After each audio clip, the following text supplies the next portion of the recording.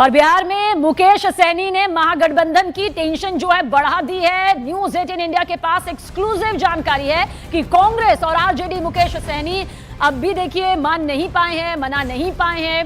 सूत्र बताते हैं कि 24 सीट से कम पर यह मानने को तैयार ही नहीं है। सहनी नहीं माने तो देखिए कांग्रेस आरजेडी का प्लान बी तैयार है। सूत्रों के हवाले से अंदर खेमे से खबर यह है कि कांग्रेस और आरजेडी ने प्लान बी भी शुरू कर दिया है, मंथन इस पर शुरू कर दिया है। कांग्रेस आरजेडी ने अपने मल्लाह नेताओं के नाम की चर्चा की है। फिलहाल कांग्रेस और आरजेडी ने सहनी को 19 सीटें देने का प्रस्ताव दिया है, जिसमें 5 सीटों पर आरजेडी और 5 पर कांग्रेस के नेता सहनी को दी जाने वाली सीटों पर लड़ेंगे। मतलब देखिए सिंबल भले ही सहनी का हो, उम्मीदवार आरजेडी और कांग्रेस के होंगे। ये रणनीति यहां पर सामने जरूर आ रही है। अब आपको तफसील से समझाते हैं कि आखिर कांग्रेस आरजेडी का ये प्लान बी क्या है। देखिए अगर मुकेश सहनी नहीं माने, उनकी नाराजगी यूं ही बरकरार रही तो दोनों पार्टियों में अपने अपने मल्ला नेताओं पर चर्चा यहां पर शुरू हो चुकी है। मुकेश सहनी की जाति के उम्मीदवारों पर फोकस है। जहां सहनी के उम्मीदवार वहां से उसी जाति के कैंडिडेट यानी कि उम्मीदवार, ये रणनीति यहां पर सामने आ रही है।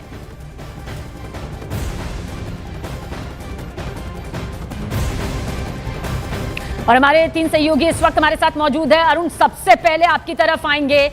ये जो पेंच यहां पर फंसता हुआ नजर आ रहा है वो फिलहाल तो सुलझ नहीं रहा है, लेकिन प्लान बी को लेकर क्या कुछ पूरी डिटेल नजर आती है?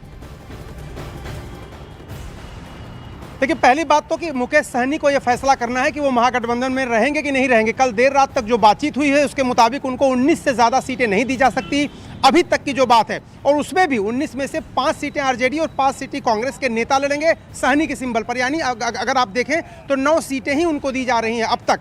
2 और सीटें उनकी बढ़ाई जा सकती हैं। एनडीए के साथ जब वो थे तो 11 सीटों पर चुनाव लड़े थे, तो मैक्सिमम 11 सीटें ही उनको दी जा सकती हैं। और यही वजह है कि वो नाराज चल रहे हैं। और उसके बाद प्लान भी इसलिए तैयार किया है आरजेडी और कांग्रेस ने कि वो सन ऑफ मल्लाह अपने आप को कहते हैं, यानी निषाद जाति, मल्लाह जाति जो यहाँ पर अच्छी खासी संख्या में कुछ सीटों पर है, उन्हीं सीटों की वो दावेदारी कर रहे हैं। तो कांग्रेस और आरजेडी ने अपनी भी तैयारी शुरू कर दी। उसी जाति के अपनी पार्टी के नेताओं को तैयार करना शुरू कर दिया कि अगर सहनी गठबंधन में नहीं रहते हैं तो उनको टिकट दिया जाए। देखिए सहनी के सामने मुश्किल ये है कि अब एनडीए का सीट बंटवारा हो चुका है, वो उधर स्विच भी नहीं कर सकते। तो उसी का फायदा उठाते हुए आरजेडी और कांग्रेस भी प्रेशर टैक्टिक्स लगा रही हैं। दूसरी बात है कि वो उप मुख्यमंत्री पद का दावेदार शुरू से अपने आप को बताते रहे और कहते रहे कि नॉन नेगोशिएटेबल है, इस पर हम चर्चा ही नहीं कर सकते, घोषित करना ही पड़ेगा। आरजेडी और कांग्रेस दोनों ने इनकार कर दिया है कि अगर आपको मुख्यमंत्री उप मुख्यमंत्री हम घोषित करेंगे तो तमाम जातियां हैं, ईबीसी है, दलित है, उनको भी करना पड़ेगा। और उस संभावना से भी खारिज कर दिया। यानी मुकेश सहनी के सामने विकल्प बहुत सीमित हैं। आरजेडी कांग्रेस तैयारी कर रही है प्लान बी पर। एनडीए के दरवाजे फिलहाल बंद नजर आ रहे हैं, लेकिन मुकेश सहनी को यह फैसला करना है कि वो इसी गठबंधन में रह करके कम सीटों पर मान जाएंगे या फिर कुछ और बातचीत करेंगे, कोई तीसरा मोर्चा बनाएंगे या फिर एनडीए को फिर से अप्रोच करेंगे। देखिए छोटे जो दल होते हैं चुनाव के ठीक पहले इधर से उधर जाना कोई बड़ी बात नहीं होती। तो अब सब कुछ निर्भर करता है मुकेश सहनी पर कि वो क्या फैसला लेते हैं। उनके समर्थक उनके कमरे के बाहर डटे हुए हैं, किसी से कोई बात नहीं, कोई कम्युनिकेशन नहीं, यानी वो अभी विचार कर रहे हैं, कोई अंतिम फैसला उन्होंने नहीं लिया। आप हमारे साथ बने रहिएगा। हमारे 2 सहयोगी भी हमारे साथ मौजूद है, लेकिन इस बीच इलेक्शन ब्रेकिंग आप तक पहुंचा दे। सीटों के बंटवारे पर डिप्टी सीएम सम्राट चौधरी का बयान सामने आया है। 99.9% विवाद जो है वो खत्म हो चुका है। सम्राट चौधरी ने कहा कि एनडीए में सब कुछ सेटल हो चुका है। उन्होंने ये भी कहा कि हम अपने गठबंधन की घोषणा कर चुके हैं। कुछ लोगों के गठबंधन की तो घोषणा भी नहीं हुई है, यानी कि विपक्ष पर सीधे तौर पर निशाना। ये सारी चीजें हो गई, सब लोग सेटल हो गए, सब लोगों के उम्मीदवार आ गए। कुछ लोगों ने तो घोषणा भी नहीं किया है गठबंधन का, हम लोगों का तो गठबंधन घोषणा हो गया। 99.9% विवाद खत्म हो चुके। और हमारे सहयोगी अमित पांडे भी हमारे साथ बने हुए हैं। अमित, आपकी तरफ रुख करेंगे। कहीं सियासी उथल पुथल अब भी उसी लहजे से दिखाई दे रही है, लेकिन एनडीए के खेमे में क्या वाकई आपको लगता है कि सब कुछ सेटल हो चुका है अब? देखिए सम्राट चौधरी डिप्टी सीएम है और ये उनका दावा है, लेकिन जिस तरीके से उपेंद्र कुशवाहा और मांझी का रुख सामने आया था पिछले 2 दिनों में, ये इस बात की ओर इशारा करता है कि खींचतान पूरी तरीके से एनडीए में खत्म नहीं हुई है। और इसी वजह से गृह मंत्री अमित शाह का आज अहम दौरा है, बिहार का दौरा है।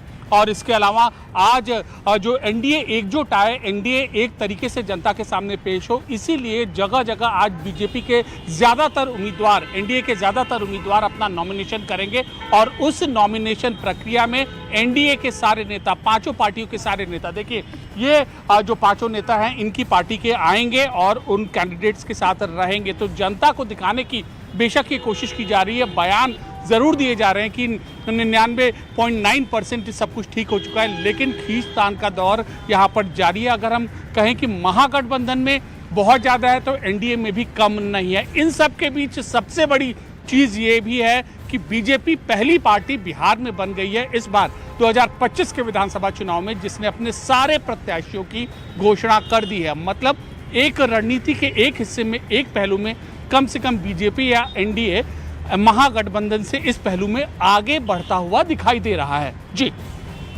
आप भी हमारे साथ बने रहिएगा, आगे भी खबरों के सिलसिले को रफ्तार देंगे और चंद्रमोहन आपकी तरफ भी आएंगे। लेकिन इस बीच एनडीए में देखिए टिकट बंटवारे को लेकर ये बवाल मचा हुआ है, आखिरकार थमता हुआ दिखाई दे रहा है, जो कि पहले सामने आ रहा था। हालांकि उपेंद्र कुशवाहा की नाराजगी के बाद ऐसा होना मुश्किल रहा था, लेकिन अब उन्हें मना लिया गया है और खास बात यह है कि उन्हें मनाने के लिए काफी जद्दोजहद करनी पड़ी।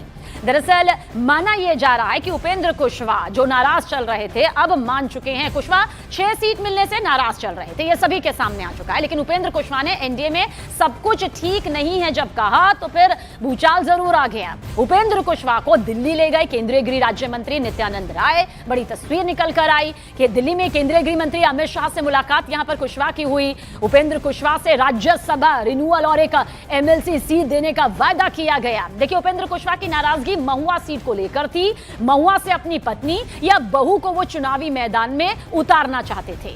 महुआ सीट चिराग पासवान के खाते में चली गई थी, नाराजगी और बढ़ गई थी। नाराज कुशवाहा ने गठबंधन के नेताओं से बाकायदा दूरी भी बना ली थी। लेकिन मंगलवार देर शाम नित्यानंद राय और सम्राट चौधरी ने बातचीत की। अब उपेंद्र कुशवाहा ने साफ किया है कि वो एनडीए में बने रहेंगे।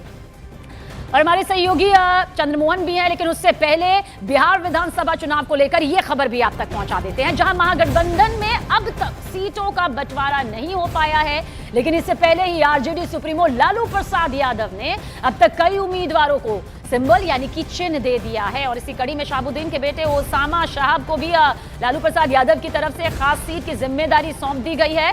दरअसल ओसामा को रघुनाथपुर सीट के लिए टिकट दिया गया है। रघुनाथपुर सीट की चर्चा काफी लंबे वक्त से हो भी रही थी। चुनाव से पहले ही कई बार ओसामा की मां हिना साहब ने रघुनाथपुर सीट की ही मांग यहां पर की थी, जिसे लेकर लालू यादव और तेजस्वी यादव से हिना साहब की यह मुलाकात भी हुई थी और ओसामा के लिए रघुनाथपुर सीट से उम्मीदवार बनाने का प्रस्ताव रखा गया था। हिना साहब ने रघुनाथपुर सीट को पारंपरिक सीट भी बताया था। ऐसे में आखिरकार ओसामा को रघुनाथपुर सीट का टिकट यहां पर दे दिया गया। और वहीं शहाबुद्दीन के बेटे को आरजेडी का टिकट मिलने पर बीजेपी ने जरूर हमला किया। बीजेपी ने सोशल मीडिया प्लेटफॉर्म पर लिखा कि आरजेडी ने शहाबुद्दीन के बेटे ओसामा साहब को टिकट देकर साफ कर दिया कि बिहार में अपराध और डर की मानसिकता को वो फिर बढ़ावा देना चाहते हैं। अब फैसला आपके हाथों में है, सरकार चुनने से पहले सोचिएगा जरूर। और हमारे तीनों सहयोगी इस वक्त हमारे साथ मौजूद हैं। चंद्रमोहन, आपकी तरफ रुख करेंगे। देखिए, टिकट बंटवारा हो तो रहा है, नाम भी सामने आ रहे हैं, लेकिन उसके साथ साथ विवाद भी सामने आ रहे हैं और बवाल भी सामने आ रहे हैं।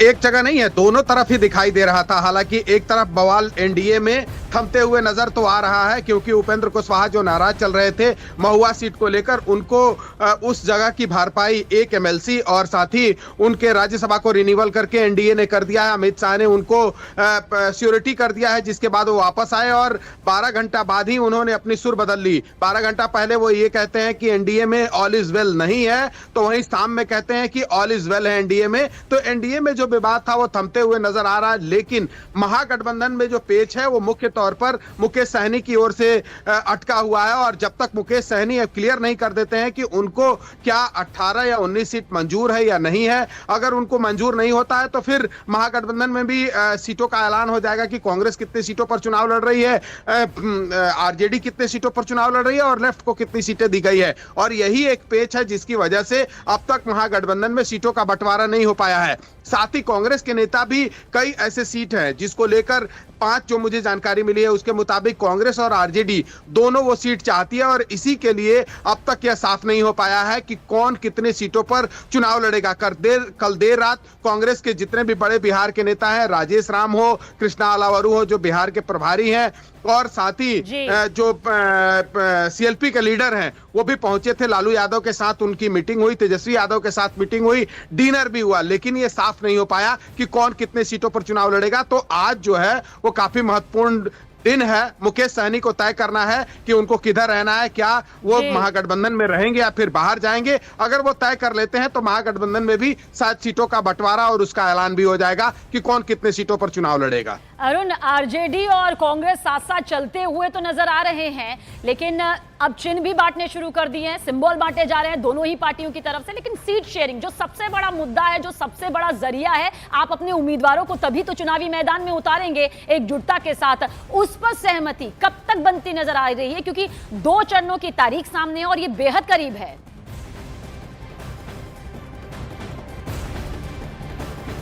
हालात ये हैं कि सुबह वो कहते हैं हम साथ साथ हैं और शाम तक एक दूसरे से पूछ लेते हैं हम आपके हैं कौन।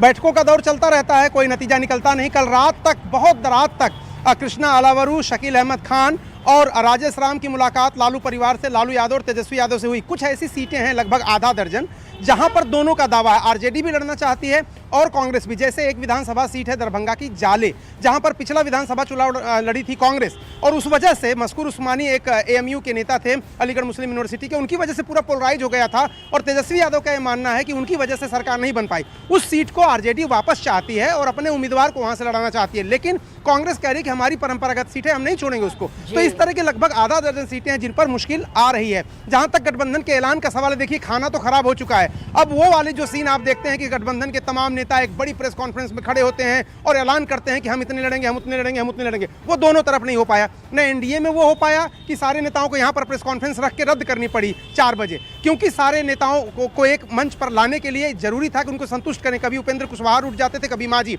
और वही हालात इधर भी हैं। कभी मुकेश सहनी रूठ जा रहे हैं और कभी कांग्रेस और आरजेडी के बीच बात नहीं बन पा रही।